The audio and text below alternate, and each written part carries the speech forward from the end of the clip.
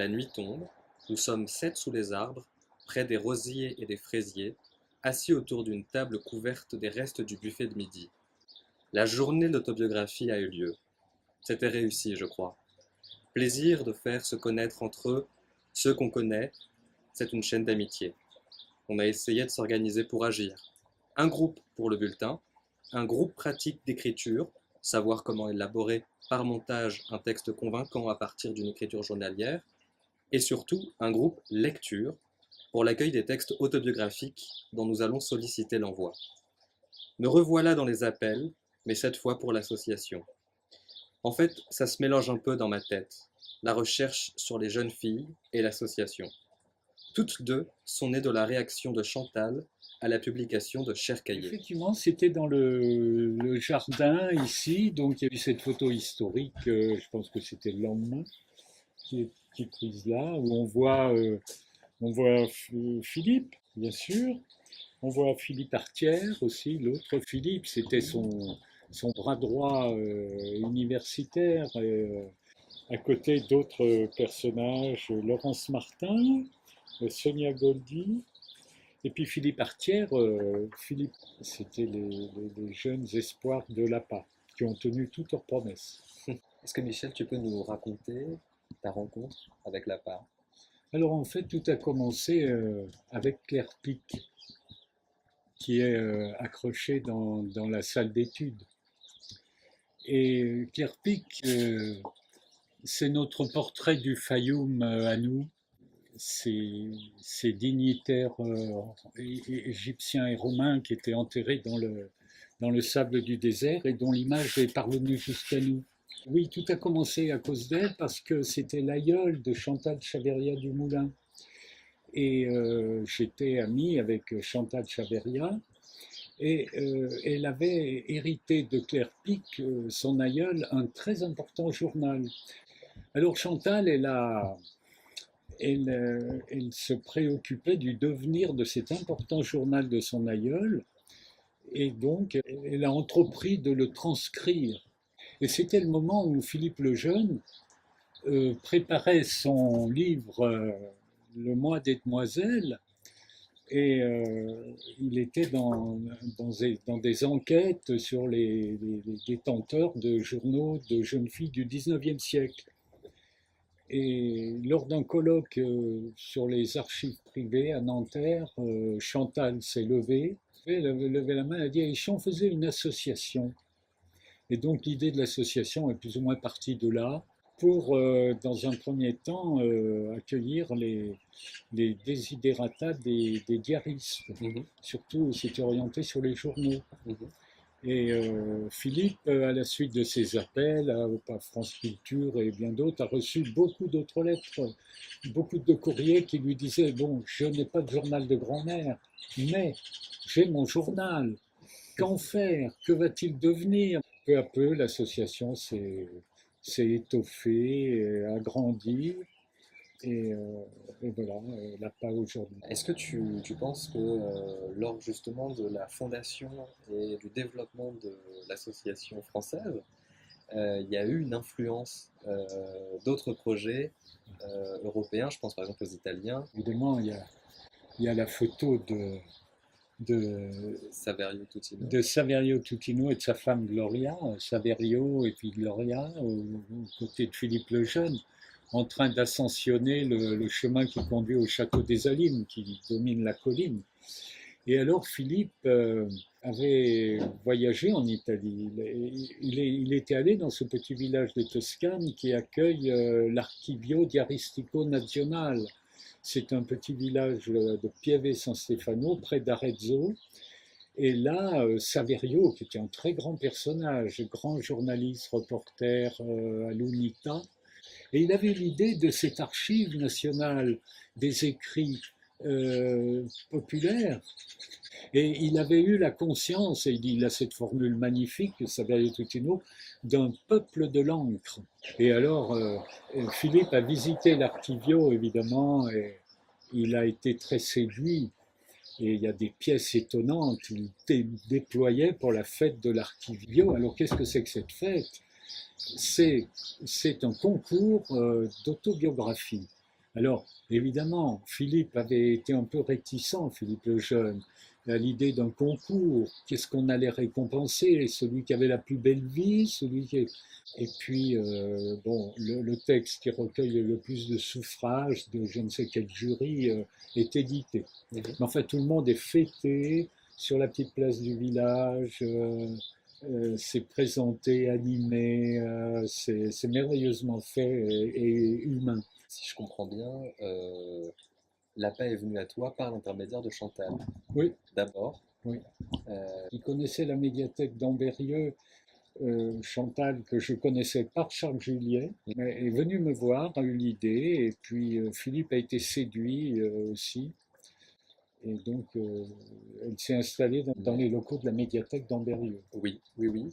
Est-ce que d'ailleurs ça a été évident pour toi d'avoir cette double casquette à la fois de responsable de la médiathèque et en même temps de pilote en quelque sorte quand même des débuts de l'association? Oui, alors tant qu'il y avait 80 membres la première année, c'était, c'était jouable.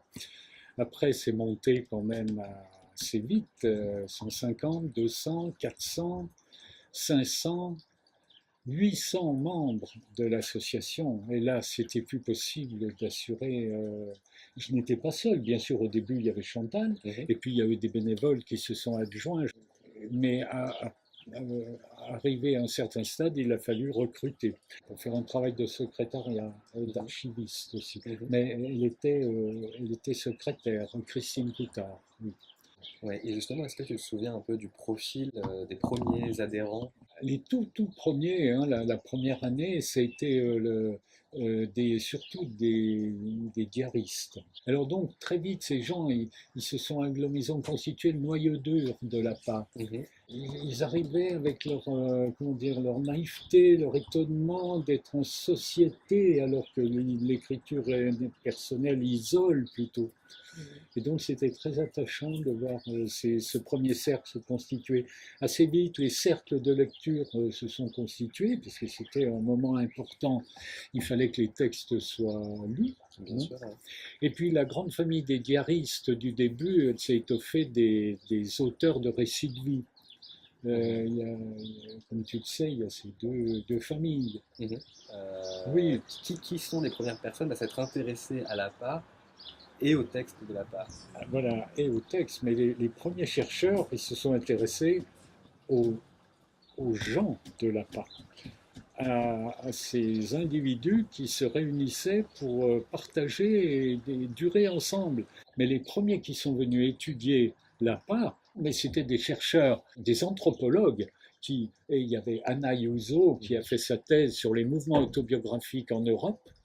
Et au fond, elle était plus intéressée, non pas tellement par les textes, mais elle était intéressée par les personnes qui se constituaient en association pour durer ensemble, pour vivre ensemble leur passion privée.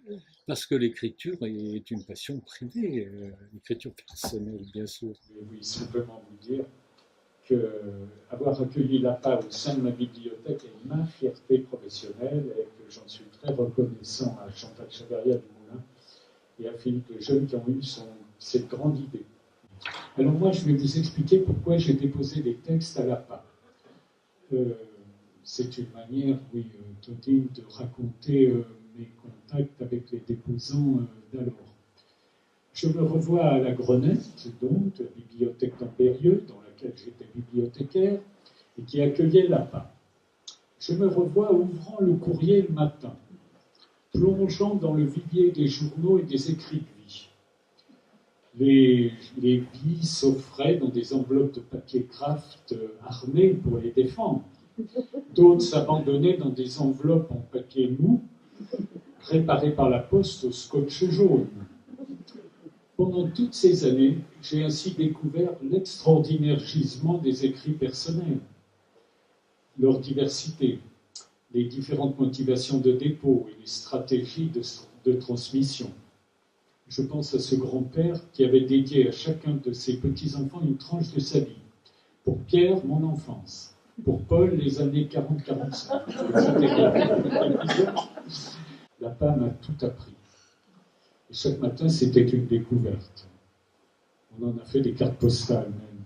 Je pense à Marinette, qui avait écrit sa vie de femme mariée en noir et blanc, tapuscrit, et puis après la séparation, sa vie de divorcée en couleur. Marinette encore, qui chaque année relisait son journal, et on faisait un calendrier coloré avec des codes couleurs. C'était étonnant, hein. Donc on a toujours la carte postale, hein, Florian, je pense. Par exemple, jaune pour les pensées de la mort, délivrance, des rayures sur certaines périodes pour dire ses mots d'oreille, etc. Toutes sortes de codes qu'elle avait inventés. Voilà, j'en arrive à mon dépôt. C'est plus tard que j'ai retrouvé une liasse de lettres de ma main dans le tiroir de ma mère après son décès. C'était des lettres de vacances, elles avaient été écrites dans ma 20e année, dans les années suivantes. J'en ai fait un livret photographique, j'ai agrandi le texte des illustrations pour en faire des pages de texte, enfin bref. Et j'ai écrit une préface qui expliquait et complétait les lettres, qui expliquait surtout que je pratiquais dans ces lettres ce qu'on appelle en broderie le Richelieu, c'est-à-dire des trous avec des contours brodés. Je brodais beaucoup parce que ces lettres avaient un caractère un peu public. Elles étaient lues aux clients du café tenu par mes parents lorsqu'ils demandaient mes nouvelles. Mes rencontres, mes expériences, ils sont à demi-mot. Et j'ai eu beaucoup de plaisir à les retranscrire, à les commenter en poussant les trous, et à faire ainsi œuvre d'autobiographe respectant le pacte, naturellement. Et je les ai déposés à l'APA qui m'avait tellement donné, et à qui j'ai voulu donner aussi un peu de moi. Voilà les raisons de mon dépôt.